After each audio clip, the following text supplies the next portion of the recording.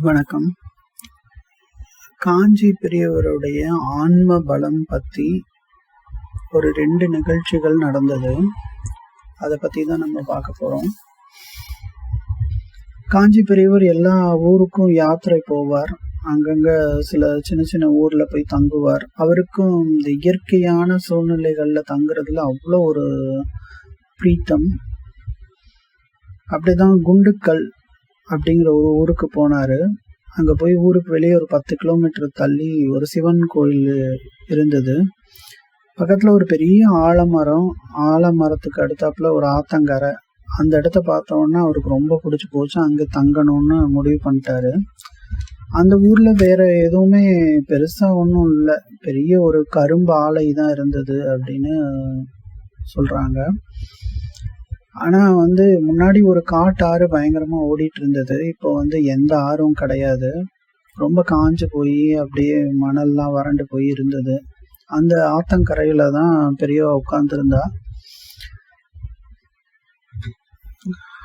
அந்த தஞ்சாவூர் ஜில்லாவில் இருக்கிற அவர் தான் அந்த ஃபேக்ட்ரியோட ஜிஎம்மாக இருந்தாராம். அந்த கரும்பு ஃபேக்ட்ரியோட ஜிஎம்மாக இருந்தார். பெரியவா ஊருக்கு வந்திருக்காருன்னு தெரிஞ்ச உடனே அவரை பார்க்கறதுக்காக அங்கேருந்து ஓடோடி நமஸ்காரம் பண்ணி அவர்கிட்ட எங்கள் ஊருக்கு வந்ததுக்கு ரொம்ப நன்றி அப்படின்னு அவர் சொல்லியிருக்காரு. நான் இங்கே ஒரு வியாச பூஜை பண்ணலாமா, இந்த ஊரில் கொஞ்ச நாளாவது தங்கலாமான்னு பெரியவா கேட்குறாரு. பெரிய விஐபியாக இருக்கிறவங்க இல்லை பெரிய புகழ் பெற்றவங்க ஒரு ஊருக்கு போனால் அங்கே போய் இருக்கிறவங்களெல்லாம் அதிகாரம் பண்ணி அதை கொண்டு வா இதை கொண்டு வான்னு கேட்பாங்க. ஆனால் பெரியவா எங்கே போனாலும் நான் இந்த ஊரில் தங்கலாமா அப்படின்னு அவர் முதல்ல கேட்பாராம்.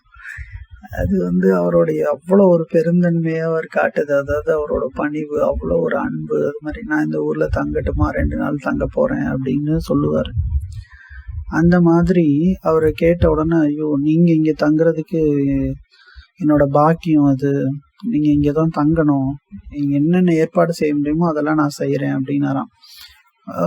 கொஞ்ச நேரம் கழிச்சு ஒரு லாரி நிறையா அவர் தங்குறதுக்கு உண்டான சவுக்கு கட்டை, அந்த கீத்து, தென்னை ஓலை கீத்து எல்லாம் வந்தது. அவரை பார்க்கறதுக்கு வர்றவங்க வெயிட் பண்ணுறதுக்கு அந்த மாதிரி எல்லாத்துக்கும் குடில்லாம் போட்டு ரொம்ப பிரம்மாண்டமாக அந்த ஏற்பாடுகள்லாம் நடந்தது.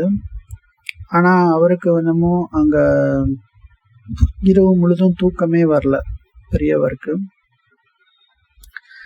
அந்த ஊர்ல உள்ள சிவாலயத்தையும் பெரியவருக்கு சந்தோஷம் கொடுத்தாலுமே அந்த ஆறு பல வருடங்களா வறண்டு போய் கிடந்தத, பருவமழை இல்லாம போனது, அதெல்லாம் பெரியவானால ஜீர்ணிக்க முடியல. அந்த அந்த மக்கள் அதை நம்பிதான் இருக்காங்க அப்படிங்கிறத நினைச்சு பார்த்து அவர் ரொம்ப வருத்தப்பட்டாரு. திடீர்னு அவர் யாருக்கிட்டையுமே பேசாம அந்த ஆத்தோட பாதையில வெறுமனா ஒரு ரொம்ப தூரம் நடந்துட்டே இருந்தாராம். ஆத்து மணல்ல இறங்கி கிட்டத்தட்ட 1 கிலோமீட்டர் தூரம் அவர் நடந்திருப்பாராம். அப்புறம் நான் இங்க உட்காந்து சாயந்தரம் சந்தியா ஜபம் பண்ண போறேன், யாரும் என்னை பார்க்க நாளைக்கு பார்க்க சொல்லு அப்படின்னு சொல்லிட்டு உட்காந்துட்டாராம். அதுக்கப்புறம் நல்லா இருட்டிருச்சு. ஹரிக்கேன் விளக்குல தான் அவர் பக்கத்துலேயே நிற்கிற மாதிரி ஆயிடுச்சு அப்படின்லாம் சொல்லியிருக்காங்க. ராத்திரி ஒரு 10 மணி இருக்கும் சாயந்தரம் ஆரம்பிச்ச ஜபம். காற்று கொஞ்சம் குளுமையா வீசின மாதிரி இருந்துதான். பொட்டு பொட்டுன்னு 2 துளி உடம்புல, மழை துளி உடம்புல பட்டுதான்.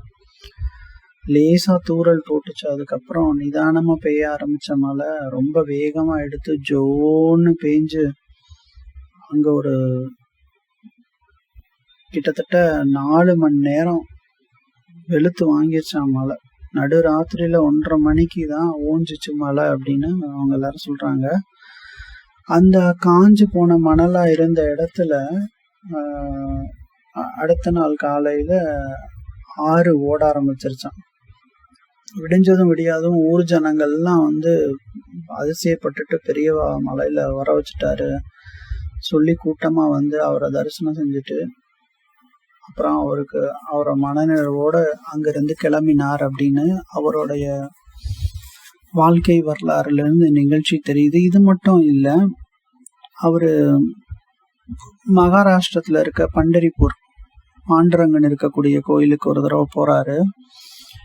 பண்டரிபுரத்துல ஓடுற ஆறுக்கு பேரு பீமான்னு பேரு. அந்த நதியில 10 வருடங்களுக்கு மேலாக தண்ணியே இல்லாமல் சுத்தமா வறண்டு கிடந்தது. ஆத்துல அங்கங்க கிணறு மாதிரி தோண்டி சுமார் 100 மீட்டர் ஆழத்துல தண்ணி எடுத்துட்டு இருந்தாங்களாம் மக்கள். அதுவும் குடத்துல அவ்வளோ நீளத்துக்கு கயிறு கட்டி கிணத்துக்குள்ள இறக்கி அந்த குடம் நிரம்புறதுக்கே ஒரு 20-25 நிமிஷம் ஆகுமா. அந்த அளவுக்கு ஆத்துல தண்ணி இல்லாம போயிருச்சு. அந்த ஆத்துல அக்கறையில ஒரு பாலடைஞ்ச மண்டபத்துலதான் பெரியவா போய் தங்கினாராம். சாயந்தரம் 5 மணி இருக்கும். பெரியவா அங்க உட்காந்து ஜபம் பண்ண ஆரம்பிச்சாரு. சரியா 1 மணி நேரம் ஆயிருக்கும். கனமழை பெய்ய ஆரம்பிச்சதாம். ஆத்துல வெள்ளமா ஓடி தண்ணி ரொம்ப நேரத்துக்கு மழை விடவே இல்லை. அப்புறம் பரிசல்காரர்களை கூட்டிட்டு தான் அவர் இந்த கரைக்கு வந்தாருன்னு அவருடைய வரலாறுல சொல்லுது. கூட்டம் பெரியவாள் எல்லாம் நமஸ்காரம் பண்ணி அந்த ஊர்ல இருக்கிறவங்க எல்லாம் வந்து பார்த்து, ஐயோ பெரியவா மழை வர வச்சுட்டாரு அப்படின்னு ரொம்ப சந்தோஷப்பட்டாங்களாம். என் கையில என்ன இருக்கு, பாண்டுரங்கன் தான் உங்களுக்கு மழையை கொண்டு வந்தாருன்னு அவர் ரொம்ப தன்னடக்கத்தோட சொல்லிட்டு சிரிச்சுக்கிட்டே போயிட்டாராம். ஸோ பெரியவாளோட ஆன்ம பலம் அப்படிங்கிறது வந்து அவர் எங்க போனாலும் எல்லாரையும் வந்து உட்காந்து அதை பண்ணு இதை பண்ணு அப்படின்லாம் சொல்லாம, எது முக்கியமோ அதை அவர் வரவழைச்சு மக்களுக்கு உண்மையான ஆன்மீகவாதி அப்படிங்கிறவங்க, உண்மையான மகான்கள், உண்மையான விஷயங்கள் இருக்கவங்க இயற்கை மேலையும் மக்கள் மேலையும் ரொம்ப அன்போட இருப்பாங்க. அவங்க வந்து எந்த விதத்துல அவங்களுக்கு உதவி பண்ணலாம் அப்படின்னு அவங்க நினைப்பாங்க. அதுதான் பெரியவாளும் அவருடைய வாழ்க்கையில பண்ணியிருக்காரு. இந்த விஷயத்த உங்களால நான் தெரிஞ்சுக்கிட்டேன். இந்த நாள் இனிய நாளா இருக்கட்டும். நன்றி.